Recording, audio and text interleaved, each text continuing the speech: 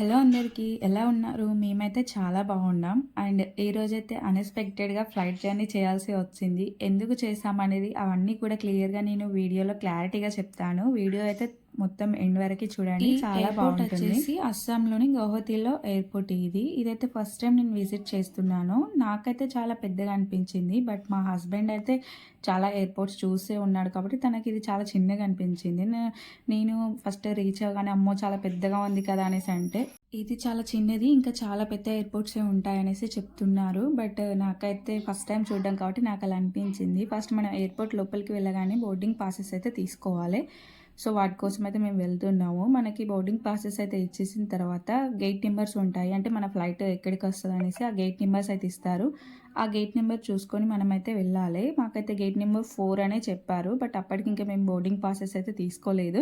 తనని అడుగుతున్నాం. తను పక్కన వెళ్ళి తీసుకోమని చెప్పారు. సో అవి తీసుకొని మళ్ళీ ఫ్లైట్ ఇక్కడికే మనం వచ్చేసి రావాలి. 6:30కి ఉండింది. కానీ ఎందుకో డిలే అయిపోయింది. డిలే అయిపోయి 7:30 కల్లా మళ్ళీ ఇచ్చేసారు టైమింగ్స్. చాలా లేట్ అయిపోయింది. బట్ మేము ఇంకా గంట సేపు ఆ ఎయిర్‌పోర్ట్‌లో అలా చక్కర్లేస్తూ ఉన్నాము. ఇంకా మన లగేజ్ కూడా ఇలా పంపించేసేయాలి. వాళ్ళు లాక్ చేసేసి మళ్ళీ మనకి ముందుకు పంపిస్తారు. ఇంకా అక్కడ మనం ఇచ్చేసామంటే ఇంకా డైరెక్ట్ మనం ఎక్కడైతే దిగిపోతామో అక్కడే మనకి లగేజ్ అనేది ఇస్తారు. ఫస్ట్ ఈ లగేజ్‌నైతే ఇంకా మనం బోర్డింగ్ పాసెస్ ఇస్తారు కదా! అక్కడికి తీసుకెళ్ళి వాళ్ళకు ఇచ్చేస్తే వాళ్ళే ఇంకా నిజానికైతే నాకు చాలా పంపించేస్తారు. ప్లానింగ్స్ ఉండేది. ఇంకా అంటే ఫ్లైట్ ఎప్పుడో ఒకసారి ఎక్కుతాను అన్న నమ్మకం అయితే ఉండింది. బట్ ఇలా అన్‌ఎక్స్‌పెక్టెడ్‌గా వస్తాననేసి అనుకోలేదు.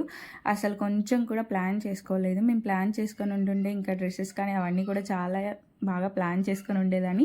బట్ అనుకోకుండా రావడంతో నా హెల్త్ ఇష్యూ అవడంతో ఇలా రావడం జరిగింది. లేకుంటే మనం అసలు బుక్ ఇలా చేసుకున్న వచ్చేదాన్ని కాదు టికెట్స్ నేను. వాళ్ళకి చూపిస్తే వాళ్ళు స్కాన్ చేసేసుకొని అవి మనకి బోర్డింగ్ పాసెస్ అయితే ఇస్తారు. అండ్ మన లగేజ్ కూడా లాక్ చేసేసి ఇక్కడ నుండే పంపించేస్తారు. తనైతే మేము బుక్ చేసుకున్న టికెట్స్ అయితే చూసేసి మాకు బోర్డింగ్ పాసెస్ అయితే ఇచ్చేస్తుంది. అండ్ నాకు చెప్తున్నారు ఎవ్రీది కూడా ఇలా ఎక్స్‌ప్లెయిన్ చేస్తున్నారు. ఇలా చేస్తారు, అలా చేస్తారు అంటే తను 2, 3 టైమ్స్ వచ్చాడు కాబట్టి తనకు తెలుసు. సో నాకు ఫస్ట్ టైం కాబట్టి నాకేం తెలీదు కాబట్టి నాకు అన్నీ కూడా ఎక్స్‌ప్లెయిన్ చేస్తున్నాడు.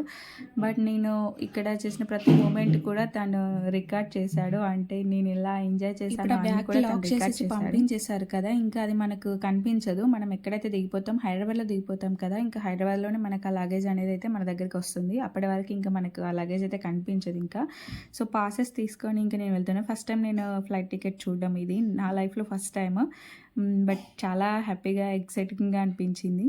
మేము బుక్ చేసుకుంది ఇండిగో ఫ్లైట్. ఇండిగో ఫ్లైట్ అయితే గేట్ నెంబర్ 4 అని చెప్పారు. సో, గేట్ నెంబర్ 4 దగ్గరికి వెళ్ళి వెయిట్ చేసాము. ఇంకా మనం లోపలికి వెళ్ళడానికి ఇలా చెకింగ్ అయితే చేస్తారు. అంటే జెంట్స్‌కి ఒకవైపు, లేడీస్‌కి ఒకవైపు చెకింగ్ అయితే చేస్తారు. సో, అక్కడ మనం చెకింగ్ చేసేసుకొని మన హ్యాండ్ బ్యాగ్ ఇచ్చేస్తారు. హ్యాండ్ బ్యాగ్ తీసేసుకొని ఇంకా లోపలికైతే వచ్చేసాము. ఇది గేట్ నెంబర్ 4. గేట్ నెంబర్ అంతకుముందు ఇంకో ఫ్లైట్ అయితే అది వెళ్ళడానికైతే బయలుదేరడానికైతే రెడీగా ఉంది. సో, దాన్ని నేను చూస్తున్నారు కదా! అది చాలా దూరం ముందుకెళ్ళి ఇలా రౌండ్‌గా తిరిగేసి ఇంకా పైకైతే వెళ్ళిపోతుంది.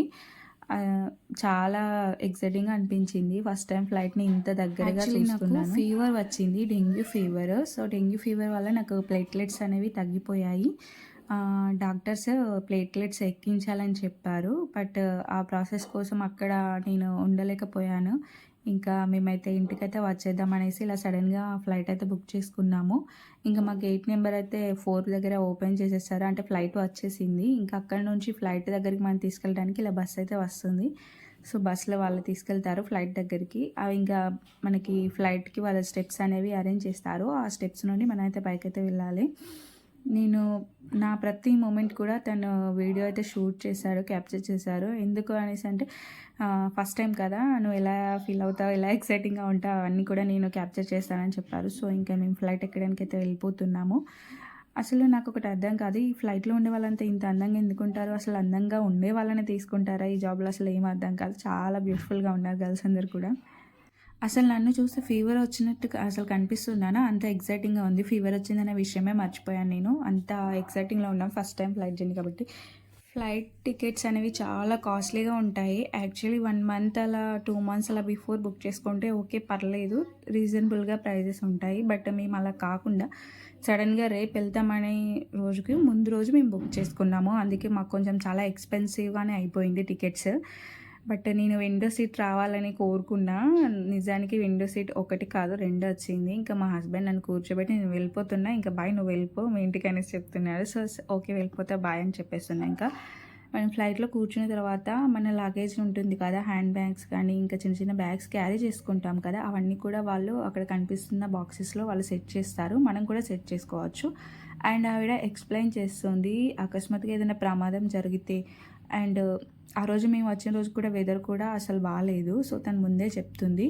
వెదర్ ఇలా ఉంది. ఒకవేళ ఎలాంటి ప్రమాదం అయినా జరగచ్చు. అలాంటిది ఏదైనా జరిగితే ఇలాంటివి చేయండి. అంటే ఆక్సిజన్ మాస్క్ పైనుండి వస్తుంది. అది పెట్టుకోండి. ఇలా ఉండండి అనేసి ఉంటుంది. అండ్ ఇంకా అక్కడ మన ముందైతే బుక్స్ కూడా ఉంటాయి. అవి మనం చదువుకోవచ్చు. ఒక బుక్ అయితే నేను తీసుకొని రోబోలాగా అలా చూసేసాను. ఇంకేం చదివావో చెప్పు అనేసి ప్రశ్న అడుగుతుంటే ఇంక నేను నవ్వుతున్నాను.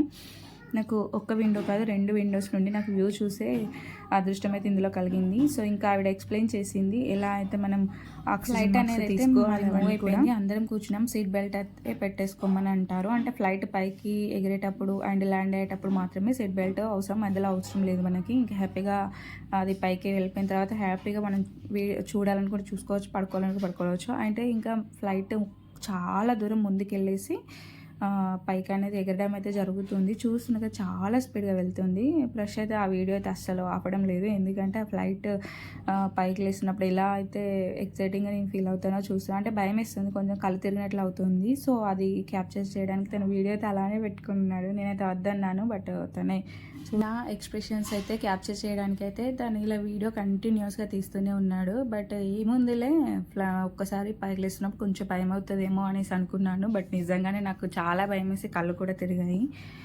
జస్ట్ 2-3 మినిట్స్ అలా అనిపిస్తుంది. బట్ తర్వాత నార్మలే అనిపిస్తుంది. ఇంకా ఫ్లైట్ అయితే పైకైతే ఎగిరేయడం స్టార్ట్ అయిపోతుంది. అంటే నార్మల్‌గా స్లోగా తీసుకెళ్ళి తర్వాత చాలా స్పీడ్‌గా వెళ్తారు. అప్పుడైతే నిజంగా నాకు చాలా భయమేసింది. కళ్ళు తిరిగాయి. అండ్ లైట్స్ ఆఫ్ చేశారు కదా! నాకు నా ఫేస్‌లో ఎక్స్‌ప్రెషన్స్ క్యాప్చర్ చేయడానికి బ్రష్ చూసారా ఎంత ఆరాటపడుతున్నాడో.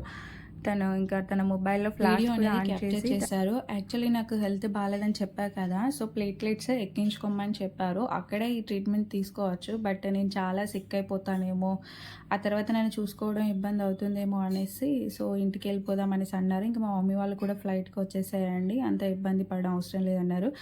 యాక్చువల్లీ 3-4 డేస్ మా జర్నీ. 4th డే మేము రీచ్ అయితే అవుతాము. బట్ ఫ్లైట్‌లో రావడం వల్ల మాకు చాలా ప్లస్ ఏంటంటే 3 అవర్స్‌లో మమ్మల్ని హైదరాబాద్‌లో దింపేసింది.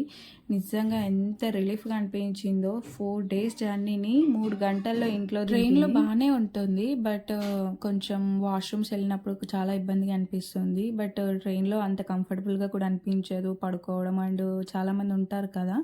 ఫుడ్ కూడా అంత బాగుండదు. ఇంకా చూసారు కదా ఫ్లైట్ పైకి లేచినప్పుడు నా ఫేస్‌లో ఎంత భయమేసిందో. అదంతా కూడా చాలా బాగా షూట్ చేశారు తిను. చాలా భయమేసింది. ఫస్ట్ 2 మినిట్స్ కళ్ళు తిరిగినట్టు అనిపించింది. లైట్ చూసారా? అవన్నీ అంతా కూడా సిటీ మనకు కనిపిస్తూ ఉంటుంది. ఇంకా మనకు ల్యాండ్ అయ్యేటప్పుడు కూడా సిటీ అంతా చాలా బాగా కనిపిస్తుంది. మొత్తం నైట్ టైం కాబట్టి లైట్స్ మాత్రమే కనిపించాయి. అదే డే టైంలో అయితే క్లౌడ్స్ కూడా కనిపించేవి. బట్ డే టైంలో ఇంకా ఫ్యూచర్‌లో చూద్దాం. ఎప్పుడైనా వెళ్తే డే టైంలో ప్లాన్ చేసుకొని వెళ్దాం. అయిపోయింది. ఇంకా నార్మల్ స్టేజ్‌కి అయితే వచ్చేసాము. ఇంకా ఫ్లైట్ అయితే నార్మల్‌గా వెళ్ళిపోతుంది. ఇంకా అందులో కూర్చున్నామా లేదా అని అసలు ఏం తెలీదు మనకు. ఫ్లైట్ పైకి ఎగిరేటప్పుడు కొంచెం భయమేస్తుంది. అండ్ ల్యాండింగ్‌లో కూడా భయమేస్తుంది. ల్యాండింగ్‌లో అంత నాకేం అనిపించలేదు. బట్ పైకి ఎగిరినప్పుడే కొంచెం భయమేస్తుంది. ఈ లైట్ చూసారా? మనం కింద ఉన్నప్పుడు మనకి లైట్ కనిపిస్తుంది ఫ్లైట్ వెళ్తున్నప్పుడు. అండ్ ఇలాంటి ఫైల్ అయితే ఒకటి అక్కడ ఉంటుంది. దీంట్లో మనకు అన్నీ అంటే మనకి ఏదన్నా అక్కడ అకస్మాత్తుగా ఏదైనా ప్రమాదం జరిగినప్పుడు ఎలా అయితే మనము చేయాలో అవన్నీ కూడా రెస్ట్రిక్షన్స్ అన్నీ కూడా అందులో రాసి ఉంటాయి. సిటీ చూసారా ఇలా లైట్స్ చిన్నగా కనిపిస్తుందో. ఇంకా మనం కిందికి వస్తున్న కొద్దీ ఇంకా లైట్స్ కొంచెం బ్రైట్‌గా కనిపిస్తాయి. ఇది వచ్చేసి అక్కడక్కడ సిటీస్ అయితే ఉన్నాయి కదా! అవన్నీ కూడా లైట్స్ మనకు అలా కనిపిస్తున్నాయి. హైదరాబాద్‌కి అయితే దగ్గరికి వచ్చేసాం. ఇంకా మనకు ల్యాండింగ్ స్టేజ్‌లో ఉంది. ల్యాండింగ్ అవుతున్నప్పుడు చాలా ఇంకా కిందికైతే తీసుకొస్తుంది కదా! మనకు సిటీ అయితే చాలా బ్రైట్‌గా కనిపిస్తుంది. ఇది వచ్చేసి అది హైవే కదా! అందుకే లైట్స్ అన్నీ కూడా చాలా కనిపిస్తున్నాయి. మమ్మల్ని 9:30-10 మధ్యలో దింపేసింది. ఇంకా నేనైతే పడుకున్నాను. పడుకుని లేచేసరికి ల్యాండ్ అయితే అయిపోతుంది. ఇంకా ఫ్రెష్ అయితే నన్ను నిద్ర లేపారు. ఇంకా మేమైతే కిందికి దిగిపోవడానికి అయితే వెళ్ళిపోతున్నాము. అసలు తెలియలేదు జర్నీ. చాలా హ్యాపీగా అనిపించింది. అసలు కొంచెం కూడా టైర్డ్‌నెస్ అయితే అవ్వలేదు. ఇలా ఫ్లైట్ జర్నీస్‌కి కూడా కొంచెం ప్రైస్ తక్కువ ఉంటే ఇంకా బాగుండు అనిపించింది. ఎప్పుడు కూడా రావాలనుకున్న ఫ్లైట్‌కి వస్తే ఇంకా బెటర్. మనమైతే అస్సలు అలసిపోవడానికి అసలు ఛాన్సే ఉండదు. అంత బెటర్. బట్ కొంచెం భయమేస్తుంది. నార్మల్గా ఈ ఫ్లైట్ మనం కింది నుండి చూస్తే ఎంత చిన్న కనిపిస్తుందో, చిన్న చీమలాగా పెట్టంత కనిపిస్తుంది. బట్ దగ్గరికి వచ్చి చూస్తే చాలా పెద్దగా సైజులో ఉంటుంది. ఒక 2-3 బస్సెస్ అంత సైజెస్లో ఉంటుంది. ఇంకా మేము కిందికైతే దిగిపోయాము. వీల్స్ చూసారా ఇంకా తిరుగుతూనే ఉన్నాయి ల్యాండ్ అయిపోయినా కూడా. చాలా స్పీడ్ దిగిపోయాక కూడా మనకు ఇంకా బస్ అయితే వస్తుంది మనల్ని, అంటే మనకి గేట్ నెంబర్ దగ్గర ఎగ్జిట్ దగ్గర అయితే దింపేస్తుంది. ఇదైతే హైదరాబాద్లోని ఎయిర్పోర్ట్. సో మేము ఇంకా ఎగ్జిట్ అయితే అవుతున్నాము. ఎగ్జిట్ అయ్యాక మన బ్యాగ్స్ అనేటివి కింద మనకి పంపిస్తారు. అవి మనం ఏ గేట్ నెంబరు, అంటే మన ఫ్లైట్ ఏ గేట్కి అయితే వస్తుందో దానికి సంబంధించిన లగేజ్ కూడా, దానికి కూడా గేట్ నెంబర్ అనేసి ఉంటుంది. అక్కడికి వెళ్ళేసి మన లగేజ్ మనం తీసేసుకొని ఇంకా బయటకైతే రావడమే. హైదరాబాద్ ఎయిర్పోర్ట్ అయితే చాలా అంటే చాలా బాగుంది. నాకైతే చాలా బాగా నచ్చింది. అండ్ ఇదండి మా ఫ్లైట్ జర్నీ వీడియో. ఇంకా మీకైతే మా వీడియో నచ్చితే తప్పకుండా సబ్స్క్రైబ్ చేయండి, లైక్ చేయండి అండ్ సపోర్ట్ చేయండి. అండ్ హైదరాబాద్లో అయితే దిగగానే నిజంగా అప్పుడే ఊపిరి తీసుకుంటున్నానా అన్న ఫీల్ అయితే వచ్చింది. అది మన తెలంగాణ భవన్ అనుకుంటే తెలంగాణ భవన్ ఇది. అండ్ నాకైతే నార్త్ సైడ్ ఉండటం కంటే మన తెలంగాణలో ఉండటమే ఇష్టం. అదేంటో తెలియదు. అండ్ ఇంకా వెళ్తూ ట్యాంక్ బండ్ దగ్గర ఇంకా కొన్ని ఫొటోస్ అయితే క్యాప్చర్ చేసేసుకున్నాము. ఈ వీడియో నచ్చితే లైక్ అండ్ సబ్స్క్రైబ్ తప్పకుండా చేయండి. బాయ్.